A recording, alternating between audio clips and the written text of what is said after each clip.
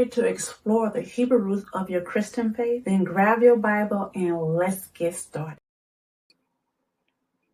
Shalom and welcome back to Tuesday night Torah Studies. I am most definitely grateful that you have been able to join me live and giving me this opportunity to be before you. So today is a day that we begin to set the foundation of the beginning of the nation of Israel, the kingdom of Israel. This chapter, Genesis chapter 48, is important and it should not be ignored.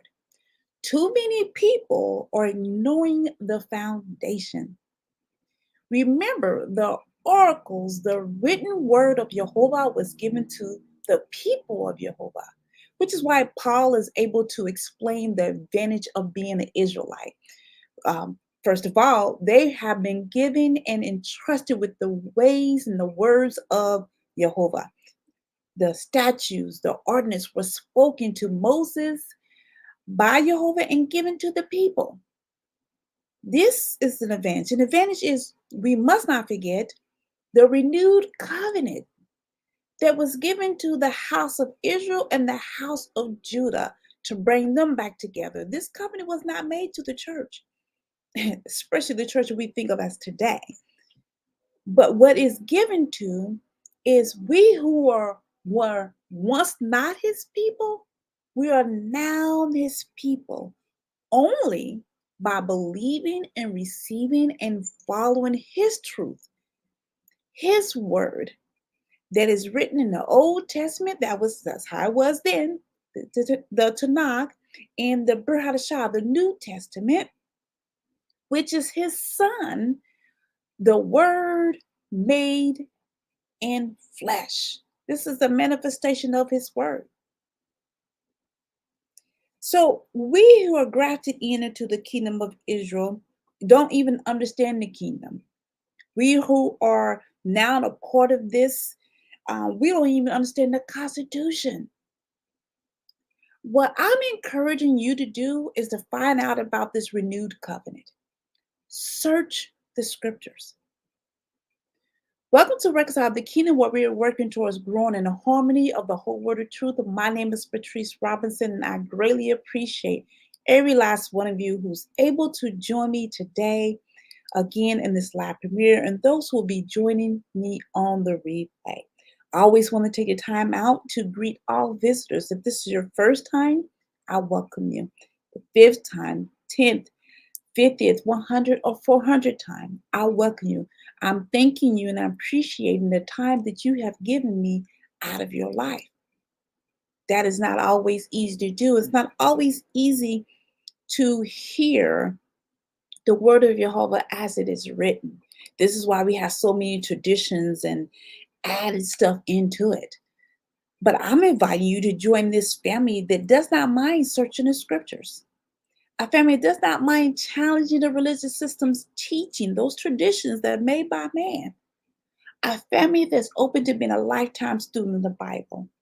And most of all, a family that is ready to explore the Hebrew roots of the Christian faith.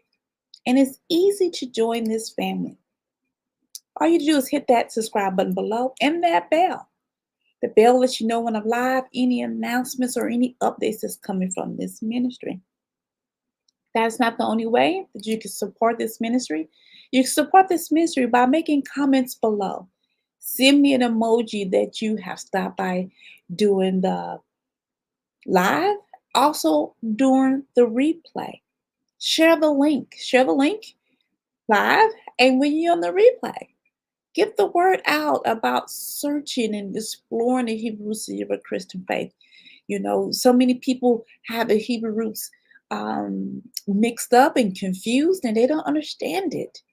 But have them join in with us so we can get a foundation of what all this means. Give me a thumbs up if you like the Bible content that I share with you. And most of all, the thumbs up is important so that we can send this ministry out to more people through YouTube and that algorithm. It sends out to more people. Follow me on Facebook, Instagram, Pinterest, Spotify, and YouTube Podcast. Shop in the online digital shop. We most definitely have the book of, we're almost done with Genesis and we're going towards Exodus. So don't forget to get your Exodus workbook. We only have about 2 chapters left, I believe, in Genesis and chapters left in the book of Judges. So get your Exodus and Ruth workbook so we can trail the word of Yehovah together. This is what the online digital shop is giving you a tool to dive deeper into look into the Hebrew roots of your Christian faith. What the written word says without the traditions. It's important to understand that. Donate in the love jar. Donate in the love jar as you partnership with me as I move towards growing the ministry. There's so many other things a part of this ministry that I have a vision for. And I want to thank you for joining in into this vision to expand the kingdom of Yehovah. All of this that we just spoke about, you can most definitely find all this information in the description box. In the description box, during the live premiere, you can check that out, or of course, during the replay. I don't want you to forget at the end of this teaching, you're able to ask questions about the teaching that's presented to you. I'm most definitely encouraging, commenting, and sharing throughout the teaching. And I will address any question at the end of this live teaching and also during the replay. I respond to the comments and things like that. And so that will be available to you. Now, last week we was on Genesis chapter 47, and we always go for an overview of the key points of the previous week. Let me bring up my sheet from my workbook, and I'm going to overall give you my key points that I have from Genesis chapter 47. So Genesis chapter 47 was a twofold for me. It was Joseph introducing his family to Pharaoh, not all of them, but majority of his family. And the other fold was giving us a understanding of what was going on during this time of famine. So Joseph, he been in a meeting with 5 of his brothers, not all of his brothers, but just 5 to discuss their professions, the place of residence, and potential roles in Pharaoh's service. Because remember, Pharaoh asks if anyone have talent, have him, be in charge of my cattle. And then we have Joseph presenting his father, which is also known as Jacob, to meet Pharaoh the king. During this interaction, we notice that Israel imparted his blessing upon Pharaoh. And he is forced to be, notable that Israel was about 130 years old at this time. In this age and this timeline that we are given, all this is important to understand the word of Yehovah. So many people just read and they don't study. By you not studying, you find it difficult to connect the word of Yehovah. This is why we have to really study the word. So the other part of Genesis 47 is the information about the famine's effect on the people of Egypt and Canaan. So just pay attention to this. This is what the people did. They gave all their money. They gave all their livestock, all their land. They even worked the land that they sold on behalf of Pharaoh, planted seeds on this land, and still had to give 5th part of their harvest to Pharaoh. So basically, the people were all slaves to Pharaoh due to this famine. This famine that actually brought the children of Israel to Egypt. This is where Abraham was told. Now, Abraham wasn't told the place, but this is the place where Abraham was told that his descendants will be in this foreign land and they become slaves. They're going to serve the other nation. So this placement happened during this time. Now, my insight about all of this, during the famine and the chaos around the children of Israel, they were actually given land. Not only were they given land, they was given provision. So all their needs were met under this time of Joseph's leadership. It's important to understand this because this is not the only time that the children of Israel will be supplied and protected from the things and the chaos that goes on around them. So this is all the information and key points and the insight that I came out of Genesis chapter 47 that I'm sharing with you today. And no questions, no word study, but the cross reference most definitely is there. As usual, I will leave the sheet up for you to take a view and encourage you to share your own key points, your own thoughts, that we can have dialogue if we need one. And so today we are going straight into Genesis chapter 48. Make sure you have your Bible before you and all your writing utensils that you need, a highlighter, pen, paper, the workbook, hopefully, and also or your worksheet or piece of paper. Now, we are on Genesis chapter 48, and we are going to go straight to verse number 1. And it came to pass after these things that one told Joseph, behold, thy father is sick. And he took with him his two sons, Manasseh and Ephraim. And one told Israel and said, behold, thy son Joseph cometh to thee. And Israel strengthened himself and sat up on the bed.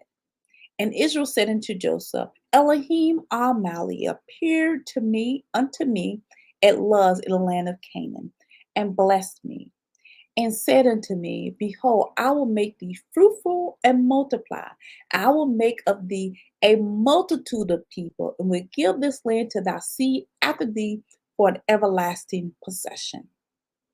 And now, thou two sons, Ephraim and Manasseh, I want you to pay attention to how he changed the name from Manasseh to Ephraim, how Joseph brung Manasseh and Ephraim, and now we said Ephraim and Manasseh. Verse 5 again.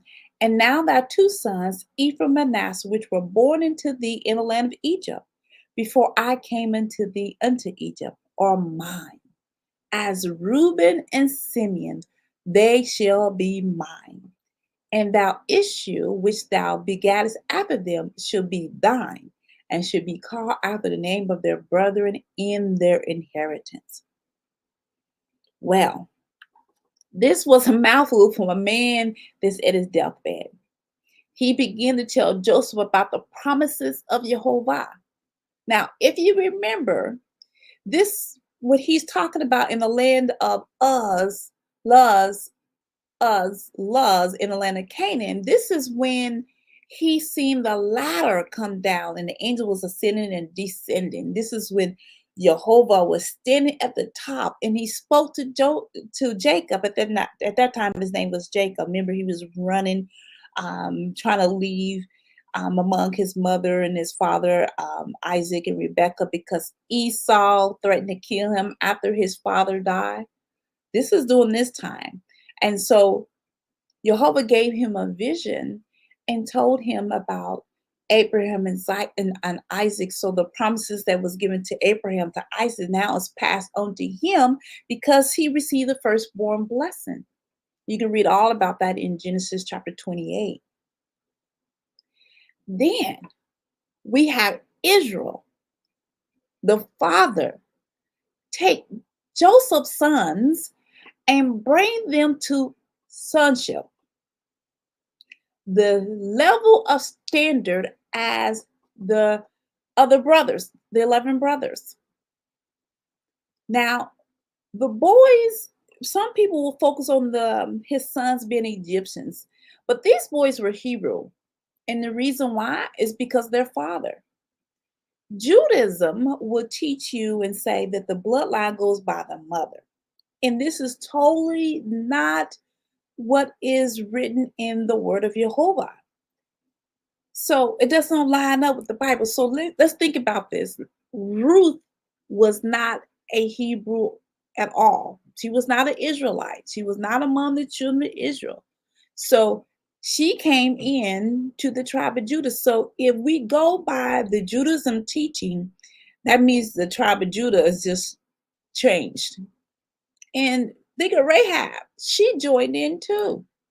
I mean, we could go on and on about the different women that came in and married unto the tribe of Judah. And other tribes too. Simeon had a Canaanite child. So, like the Bible, the bloodline goes by the father. So, those two boys, although the mother was Egyptian, the father was Hebrew. So, the father is where you go by.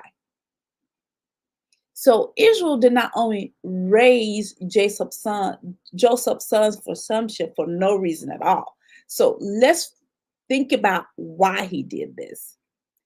No more reason, because Reuben lost his birthright. So his birthright was given to Joseph's sons. And we talked about this before. First Chronicles chapter 5 is you have to connect the word. Verse 5:1, it says, "These are the sons of Reuben, the firstborn of Israel." So this is after they give you all the descendants of Reuben. Though he was the firstborn, his birthright was given to the sons of Joseph, son of Israel, because Reuben defiled his father's bed. If you remember, Reuben slept with Bilhah, which is the mother of Dan and Naphtali. So he is not reckoned according to the birthright. And though Judah prevailed over his brothers and a ruler come from him, the birthright belonged to Joseph. It's important to understand this. So this means there was what, 14 tribes? And the way it was. And the reason why people don't understand this, I think the best way to understand this, I believe, is for me to pull up the map. So on this map, there's 12 plots of land. The 12 plots of land was given to Reuben, Simeon, Judah, Issachar, Zebulun, Gad, Asher, Dan, Naphtali, Benjamin, Ephraim, and Manasseh. If you look at that map, Levi and Joseph did not get plots of land. Levi actually got cities and towns, and among the children, plots of land.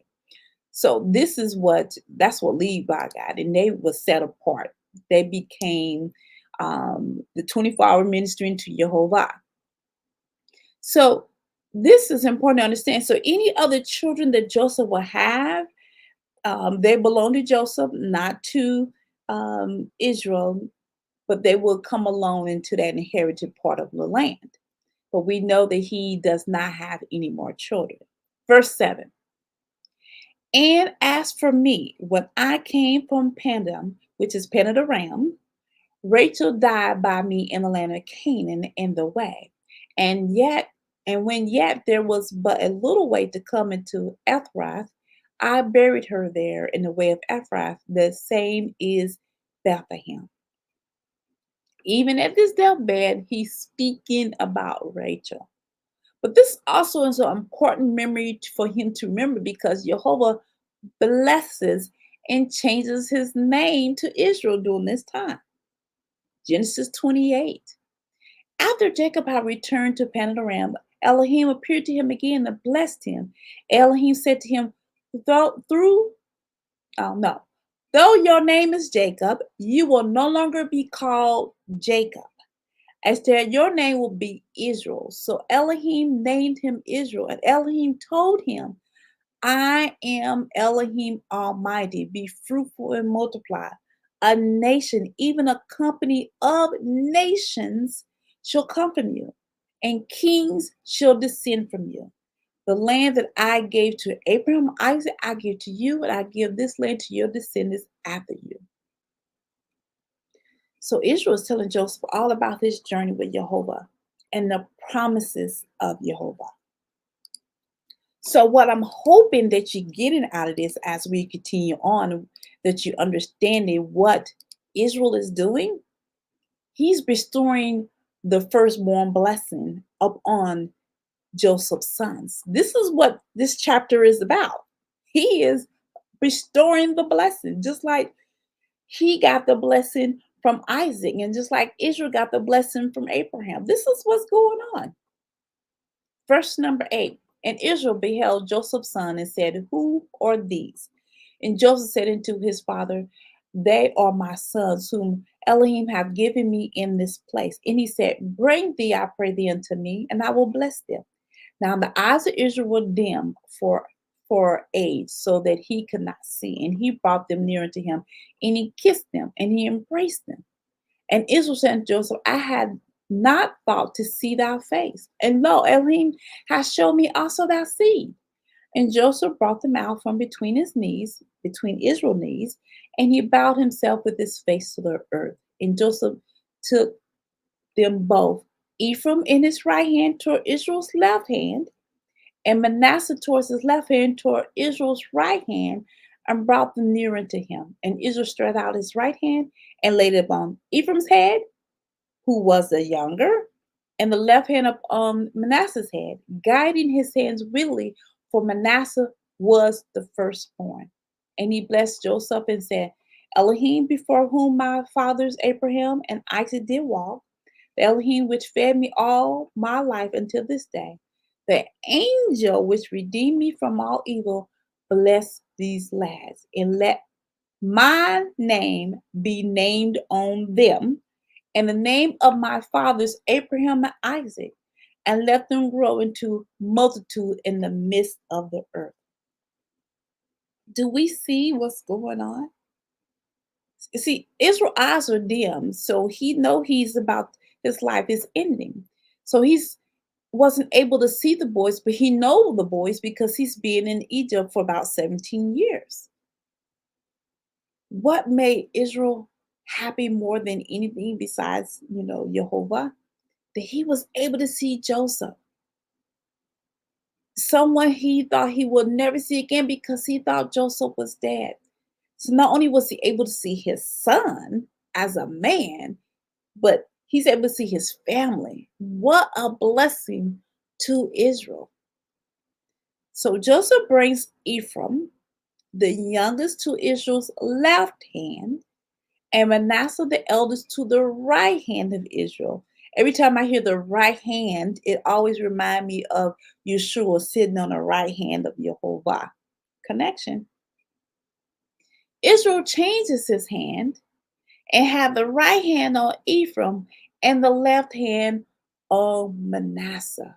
And he gives the blessing to Joseph's sons to carry his name, to carry the name of Abraham, to carry the name of Isaac, and for them to multiply on the earth.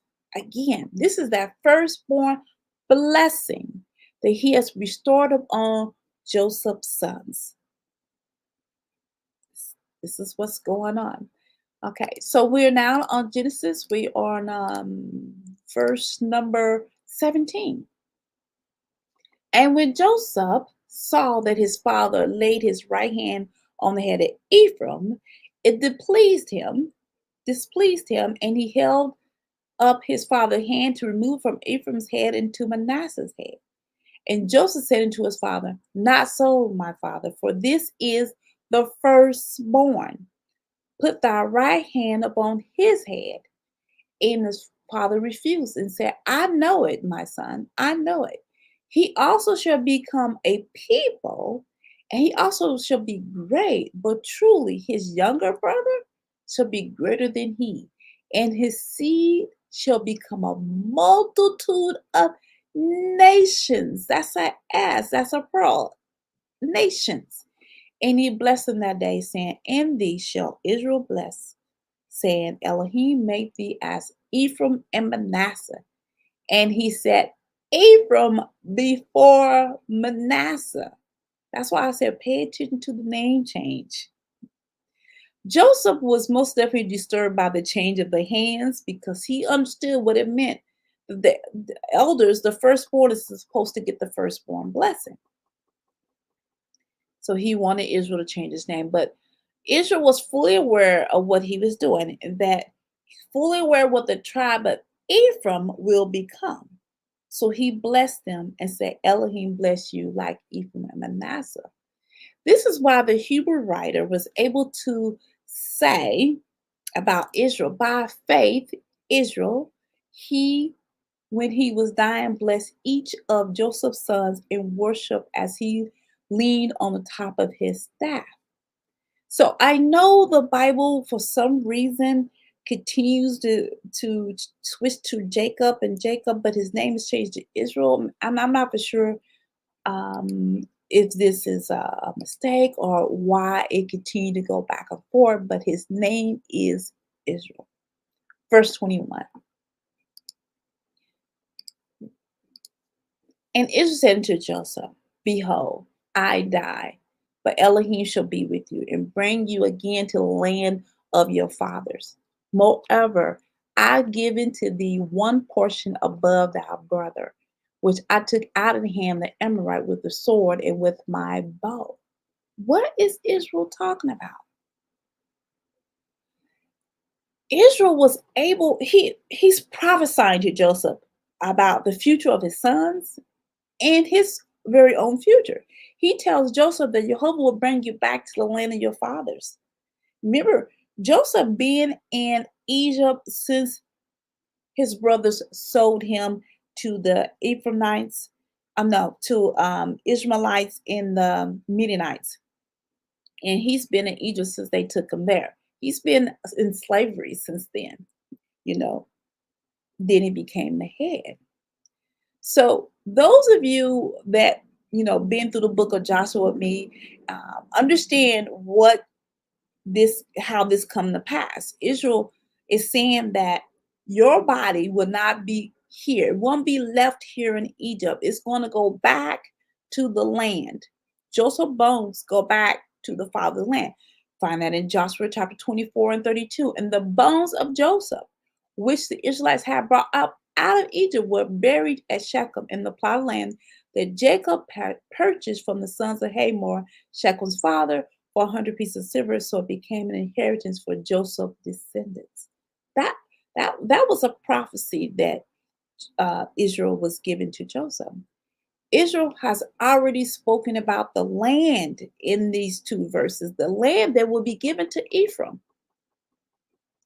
If you understand the New Testament, the Brit Hadashah, John 4 and 5, John chapter 4, and really important, that he came into the town of Samaria called Sychar, near the plow of the ground that Jacob had given to his son Joseph. So Samaria is the land portion, if you look at that map, that's given to Ephraim. And this is why there is some issues between Samaria struggles with the Jews. I mean, it goes all the way back into First Kings and those type of issues in the Brit Hadashah, because the Samaritan woman at the well, remember, she spoke. And John, if you go down to verse number 9, she said, "How can you ask for a drink from me, a Samaritan woman?" Because the Jews did not associate with the Samaritans. That land belongs to Ephraim. That was that inherit land. Throughout the book of Genesis, we have heard some harsh things about Jacob. Things about Jacob, as his formal name was Jacob, changed to Israel. We heard some things, that he was a deceiver.